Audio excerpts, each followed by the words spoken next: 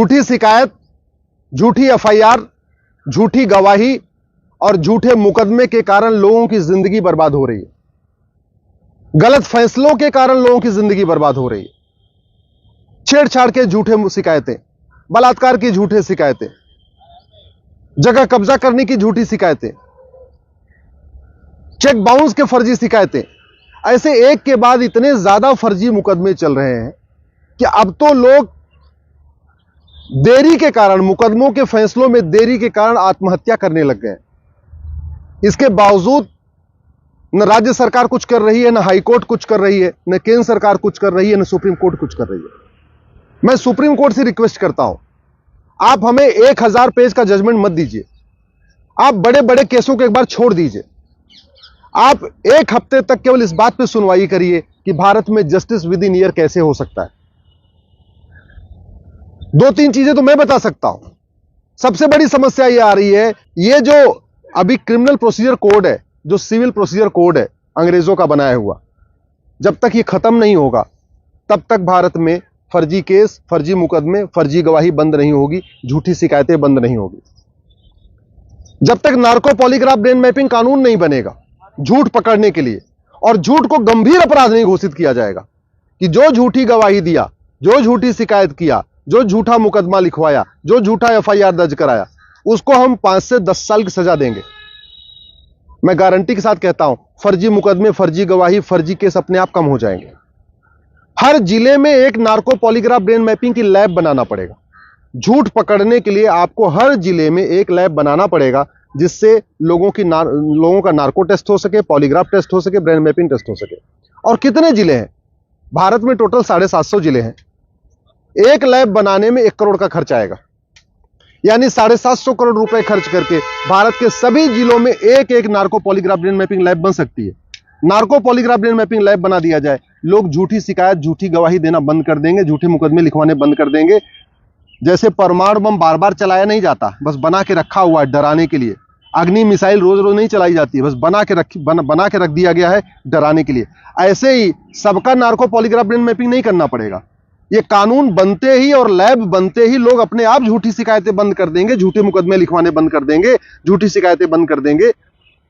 Justice with in year हो जाएगा। तो ये जो दहेज के झूठे मुकदमे चल रहे हैं, छेड़छाड़ के झूठे मुकदमे चल रहे हैं, बलात्कार के झूठे मुकदमे चल रहे हैं, पता चला साल 2-2 साल एक साथ में रहते हैं, और जब नहीं पटती है तो कहते हैं कि हमारे साथ रेप हुआ। 2 साल के बाद, 3 साल के बाद कहते हैं हमारे साथ रेप हुआ है। अरे रेप अगर वास्तव में रेप होता है तो जिस दिन रेप हुआ उसी दिन जाके एफआईआर लिखवा देना चाहिए, अगले दिन जाके एफआईआर लिखवाना चाहिए। 2 साल लिविंग रिलेशन में रहने के साथ, 2 साल एक कमरे में रहने के बाद कहते हैं हमारे साथ रेप हो गया। ये कोई मतलब है क्या? कानून घटिया है, इसलिए समस्याएं बढ़ती जा रही हैं। मैं कहता हूं भारत की 80% समस्याओं का समाधान कानून बदल के हो सकता है। 50% समस्याओं का समाधान केवल जुडिशियल रिफॉर्म के जरिए हो सकता है, जस्टिस विद इन ईयर करने से हो सकता है। जस्टिस विद इन ईयर हो जाए, माओवाद नक्सलवाद खत्म हो जाएगा। जस्टिस विद इन ईयर हो जाए, अलगाववाद आतंकवाद बहुत कम हो जाएगा। जस्टिस विद इन ईयर हो जाए, रोहिंग्या बांग्लादेशी घुसपैठी छोड़ के भारत छोड़ के भाग जाएंगे। जस्टिस विद इन ईयर हो जाए, ये जो मिशनरियां और जिहादी झूठ बोल के लालच दे के धर्मांतरण कराते हैं, ये रुक जाएगा। जस्टिस विद इन ईयर हो जाएगा, मुनाफाखोरी, कालाबाजारी, नशा तस्करी, मानव तस्करी रुक जाएगी। जस्टिस विद इन ईयर हो जाए, जो मिलावटी दूध मिल रहा है, मिलावटी सब्जी मिल रही है, फल में जो जहर घोल के पिलाया जा रहा है, फलों में जो जहर मिलाया जा रहा है, ये सब बंद हो जाएगा। अगर हम वास्तव में भारत को कल्याण करना चाहते हैं, भारत को विश्व गुरु बनाना चाहते हैं, तो सबसे पहले हमें नियम कानून बदल के जस्टिस विद इन ईयर लागू करना चाहिए। जस्टिस विद इन ईयर का मतलब 1 घंटे के अंदर एफआईआर, 1 महीने में जांच और 1 साल के अंदर फैसला। केवल इतना हो जाए, देश में क्रांतिकारी बदलाव आ जाएगा। मैं माननीय चीफ जस्टिस ऑफ इंडिया से रिक्वेस्ट करता हूं, आप देश भर के सारे हाई कोर्ट से बात कर लीजिए, आप बार काउंसिल ऑफ इंडिया से सलाह ले लीजिए, अटॉर्नी जनरल से सलाह लीजिए, एडवोकेट जनरल से सलाह लीजिए, सॉलिसिटर जनरल से सलाह लीजिए। देश भर में सभी एक बार आप ओपनली सबसे सजेशन ले लीजिए। एक बेंच गठित कर दीजिए, जस्टिस विद इन ईयर। वो बेंच 3 दिन, 4 दिन, 5 दिन सुनवाई कर ले और सरकार को बता दे कि जस्टिस विद इन ईयर करने के लिए क्या क्या करना पड़ेगा। सरकार को आप डायरेक्शन दीजिए। अल्टीमेटली चाहे वो न्यायपालिका हो, कार्यपालिका हो, चाहे विधायिका हो, सबका लक्ष्य तो यही है ना, अच्छा भारत बनाना, लोगों की सेवा करना, लोगों की समस्याओं को खत्म करना।